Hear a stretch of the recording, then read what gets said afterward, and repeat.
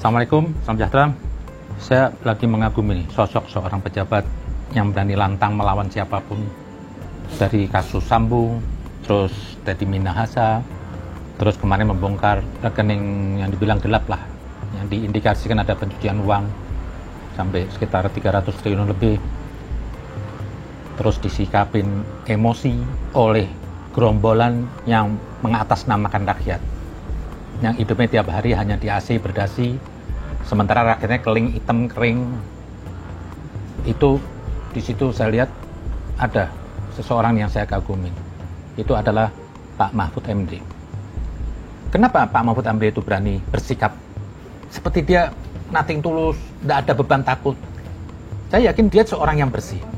Karena kalau orang yang kotor itu nggak berani bersuara dia, dan nggak bakal jadi pemberani. Pokoknya namanya orang jahat, orang salah itu bohong dia jadi pemberani. Kenapa? Betul dia mengungkap sesuatu, dia punya kesalahan dalam dirinya itu. Nah di sini Mahfud ini saya lihat seperti tongkat Nabi Musa lah, yang ada dikutip dalam kitab Al-Quran dan Injil itu. Kalau Musa belah laut itu filosofinya apa? Membelah antara kebenaran dan kebatilan, keadilan dan ketidakadilan. Di sini Mahfud tuh bersikap tegas. Belum bicara aja sudah diserang oleh kelompok-kelompok anggota DPR. Saya lihat di situ Arteria Dahlan, terus Benny Karman, apa yang dari Demokrat, ada lagi dari P3. Lagaknya sebelum ketemu Mahfud MD seperti pendekar, ingin menjatuh Mahfud MD. Pas setelah terjadi di gedung DPR, saya melihat nih anggota DPR nih, kok ada sesama lembaga negara yang sedang ingin membenahi negeri ini, yang ingin mencegah ada pencucian uang, kok malah diserang. Ini kan jungkir balik. Anda ini mewakili DPR, mewakili diri sendiri atau mewakili rakyat? Jangan-jangan mungkin yang di DPR ini punya masalah. Terkadang ini loh, saya ini tukang tipu. Saya akan tersentuh, akan terkejut kalau ada orang cerita tentang bagaimana orang penipu itu dosa. Saya akan berontak karena saya tukang penipu. Saya cari alibi membela diri. Nah, ini sikap Mahfud ini ingin mendobrak ada transaksi yang dicurigakan. Harusnya seorang DPR membantu. Baru ada orang yang mau teriak, malah digembosin. Dibilang nggak ada pasalnya untuk membuka. Jawab oleh Pak Mahfud. Apa terus kalau ke WC harus ada pasalnya? Pasal itu diciptakan untuk hal-hal orang yang salah. Itu pun juga di agama. Di Al-Quran itu, yang diwahyukan itu hal-hal yang dilarang. Yang tidak dilarang, yang tidak dilarang berarti apa? Itu halal. Kalau dikutip semua yang halal juga harus diwahyukan. Ya Quran sudah 4.000 jilid. Ya itulah manusia perlu kecerdasan, kebersihan hati. Di situ dilemahkan oleh Mahfud. Ada lagi yang lucu kalau saya lihat Arteria Dahlan itu emang karakternya orangnya arogan lah. Merasa hebat. Padahal saya yakin dirinya dia ada masalah. Yang kemarin dipamerkan mobil banyak. Nah itu dapat dari mana? Pakai plat yang dia bisa pesan. Seperti dia ini penguasa negara. Pokoknya kalau ada orang tuh menyampaikan kebenaran dengan marah, itu pasti apa? Ada maksud lain di belakangnya. Karena apa? Kebenaran nggak perlu marah, nggak perlu Anda ngotot mensikapi Pak Mahfud MD, Benny Karman jumlahnya. Ini orang-orang yang marah ini pasti apa? Ada maksud lain lah. Ada yang tertutup yang dia sendiri yang tahu. Malah sesuatu hukum itu kadang-kadang ditakutin oleh orang-orang yang melanggar hukum. Di situ Mahfud dengan tenang saya lihat di DPR dia sendiri. Itu seperti saya lihat seperti Musa yang diuber-uber. Dia belah tuh anggota DPR di gedung DPR itu. Dia belah itu. Mereka ditampakkan oleh Mahfud. Siapa-siapanya orang ini semua. Kan aneh. Seorang ingin menjaga negeri ini. Menjaga. Karena Pak Mahfud ini punya tanggung jawab. Karena dia wakil rakyat yang sebenarnya. Ingin menyampaikan yang kebenaran. Dia mau berjuang. Nah harusnya itu dikukung. Malah kok Anda beda dengan Sri Mulyani. Ini kan kayak anak kecil. Ada dua kasus yang berbeda, pisahkan. Pak Mahfud ingin menegakkan suatu kebenaran. Ini buktikan dengan akal. Dibilang katanya bikin ribut. Loh, ribut tuh kasus yang berdua. Kalau semua dicampur aduk, ya nggak ada yang benar dong. Berarti apa? Biang kerok ya Nabi, bikin keributan. Nah, ini saya curiga di kelompok DPR ini mungkin yang membuat onar. Ingin menutup ini. Kerja Pak Mahfud yang harusnya itu didukung semua orang. Tapi karena orang tuh kalau benar, dia akan datang dengan tenang. Tidak ada ketakutan. Dia datangin anggota DPR semuanya. Pada saat anggota Mahfud duduk itu, saya yakin loh, semua sudah keder yang ada di situ. Itulah orang kalau benar. Biarpun sendiri, akan aman. Tapi kalau orang itu dalam keadaan salah, batil, biarpun banyak orang, akan risau. Maka kedatangan Musa, Yesus, Muhammad itu apa? Api buat orang-orang jahat, tapi es buat orang-orang yang butuh keadilan. Lah inilah Mahfud. Kalau arti keadilan saya nggak mau tanggepin lah. Itu cuma hanya arogan. Nggak sekali ini depan Pak Mahfud, pernah depan Pak Emil Salim semuanya. Ini orang soleh gonggong aja marah. Pelagak yang paling hebat. Ada satu di situ Pak Johan Budi yang malah mengatakan, saya meminta teman-teman di Komisi 3 jangan mengancam-ancam, dan Pak Mahfud juga jangan mengancam-ancam. Kata dia apa? Anggota Dewan semua mau menjadi Menko maupun anggota Dewan memiliki sisi gelap. Di ruangan ini jangan saling ancam. Ya. Yang lurus itu kata teman saya hanya penggaris, Pak. Semua yang ada di ruangan ini pasti punya, Pak, kotoran-kotoran yang menempel. Dan saya diberi anugerah sama Allah SWT banyak mengetahui itu gitu. Nah, tapi saya kan tidak kemudian main ancam juga. Jadi anggota Komisi 3 jangan mengancam juga. Maupun anggota Dewan memiliki sisi gelap.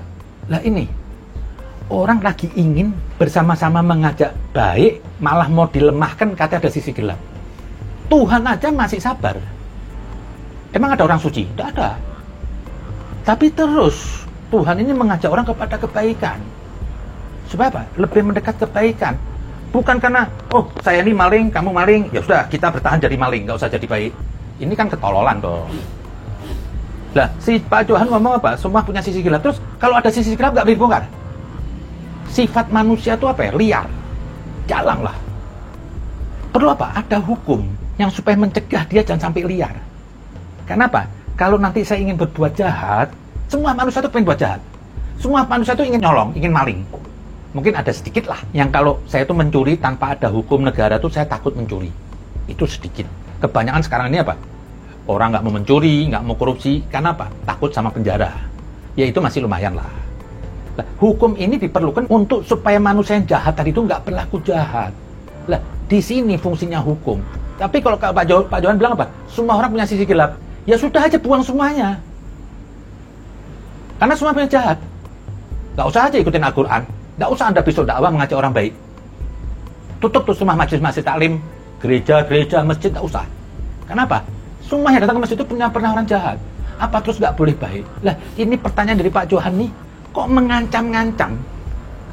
Justru yang merasa diancam itu apa? Punya kesalahan. Nah, datangnya Rasul, Musa, Yesus, Nabi Muhammad itu apa? Ancaman buat penjahat, orang-orang yang berlaku jahat. Sekalipun baik, perkataannya dianggap apa? Mengancam. Tapi bagi orang-orang yang baik, bersama dengan Musa, Yesus, Nabi Muhammad itu merasa aman. Kenapa? Dia nggak punya salah. Dan di sini Pak Johan malah bilang, jangan mengancam-ngancam lah. Ini justru Anda melihat, di dalam ini ada kong kali kong. Kenapa? Loh, Anda tahu, saya ini seorang pencuri, tapi saya kalau ditanya, itu yang gentleman apa? Saya nggak boleh melarang orang lain pencuri. Kalau saya melarang malah dapat banyak dosa. Maksud saya gini lah, Pak Johan ini, Anda ini bersikap, Anda ini DPR loh. Sekali ada Pak Mahfud ingin menegakkan kebenaran, kok Anda gugat? Kan terbalik. Ada tuh ceramah dari pidato Pak Mahfud yang saya kagumi. Akhirnya negeri ini betul. Kalau buat orang-orang kecil, Anda semua ribut buat undang-undangnya, wah selesai. Tapi kalau undang-undang yang menyangkut kantong dompet Anda, itu nggak pernah selesai. Contohnya apa? Undang-undang perampasan aset aja sampai nggak pernah selesai di DPR. Ada aja cari alasan gini. Kenapa? Itu menyangkut Anda yang duduk di pejabat ini. Buat orang kecil nggak ada masalah. Kenapa? Dia nggak mungkin korupsi. Inilah jadi hukum enak-enak Anda di DPR itu semuanya. Yang Anda sok berlagak rakyat. Anda kan cuma kena rakyat waktu pilpres saja. Waktu Anda butuh suara dekat ke rakyat, nanti saya bela. Begitu sudah selesai lupa sama rakyat. Tiap hari nyari obyekan, nyari duit, lupa sudah. Lah ini sekarang yang harusnya perampasan aset itu, ini harus pemerintah lakukan. Yang adil lah pemerintah. Lah di sini Pak Mahfud bilang apa? Hukum di Indonesia ini apa? Hanya untuk orang lemah. Buat orang atas aman-aman aja. Saya mau ambil yang dikutip oleh Pak Mahfud itu.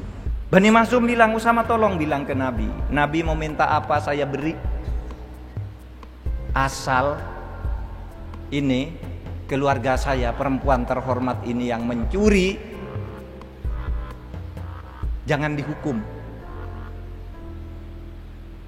Jangan dihukum, apalagi di depan umum. Malu kami, keluarga terhormat. Tolong jangan dihukum. Berapa aja mau dibayar, pencuriannya apa yang dicuri mau dibayar sekian kali lipat, asal jangan diadili dan dihukum. Disampaikan oleh Usamah bin Sabit kepada Nabi. Maka Nabi mengatakan hadisnya yang sangat terkenal begini, fa innama ahlakal ladzina min qablikum innahum kanu idza saraqat fihimus syarif tarukuhu. Sebenarnya hancurnya bangsa-bangsa dan negara-negara yang sebelum kamu itu dulu, negara besar seperti Roma, Persia, India, Tiongkok, Mesir, hancur dulu. Karena apa?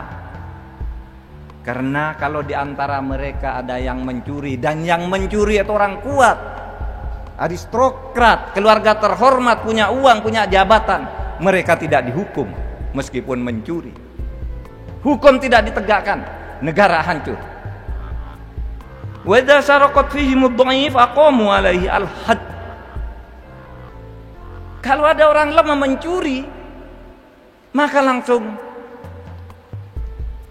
dihukum dia, ditetapkan padanya, diberlakukan padanya had, ketentuan hukum yang berlaku. Mencuri, potong tangan,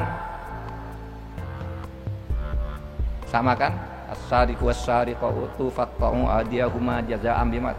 Tangan mencuri. Tapi kalau ada orang kuat seperti keluarga Bani Makhzum mencuri minta tidak dihukum. Jangan, kata Nabi. Karena kalau hukum diperlakukan begitu, orang kuat melakukan kejahatan tidak dihukum, orang lemah berbuat salah langsung dihukum, negara akan hancur pada saatnya. Sehingga Nabi mengatakan begini, fa ayyamallah walladzi nafsi biyadihi law anna Fatimah binta Muhammad saraqat laqata'tu yadaha. Demi Allah, demi tegaknya negara, demi selamatnya bangsa, seumpama anakku sendiri Fatimah binti Muhammad mencuri, saya potong kok tangannya. Kenapa mau dipotong Nabi? Karena kalau orang salah tidak dihukum, orang tidak salah dihukum, orang salah sedikit dihukum, yang salah banyak tidak dihukum karena kaya, maka negara akan hancur. Pada saat Rasulullah Nabi Muhammad menjadi awal kenabian, apa yang dibicarakan oleh Nabi? Dia pidato depan orang. Andaikan putriku mencuri, akan kupotong tangannya. Di sini Nabi apa? Saya ini hari mengawali kenabian, saya ingin menegakkan keadilan. Tidak ada agama yang lebih baik dari keadilan. Semua para rasul itu datang ke bumi untuk membawa keadilan. Di situ Nabi sudah declare, andaikan putriku Fatimah mencuri, akan kupotong. Jadi Nabi apa? Enggak kompromi. Di mata Nabi itu semuanya sama. Mau pejabat, mau anak, kalau saya dihukum. Lah ini enggak DPR. Kalau untuk pejabat dipersulit. Terus Pak Mahfud diserang sendirian. Ini kan kayak anak kecil dikerubutin kayak geng motor. Kayak Pak Mahfud ini maling, digugat Pak Mahfud kok kenapa memberitakan? Loh, kalau perlu diberitakan dong. Lah, yang saya takut ini orang yang korupsi sampai duitnya banyak. Itu Anda ngambil nyawanya banyak orang loh. Mungkin orang-orang tuh nggak tahu kalau harta yang diambil, tapi Allah tahu. Waspada loh, bisa jadi rumah Anda istana, hidup Anda senang, tapi sudah kosong. Bisa jadi rumah istana itu apa? Itu kehancuran.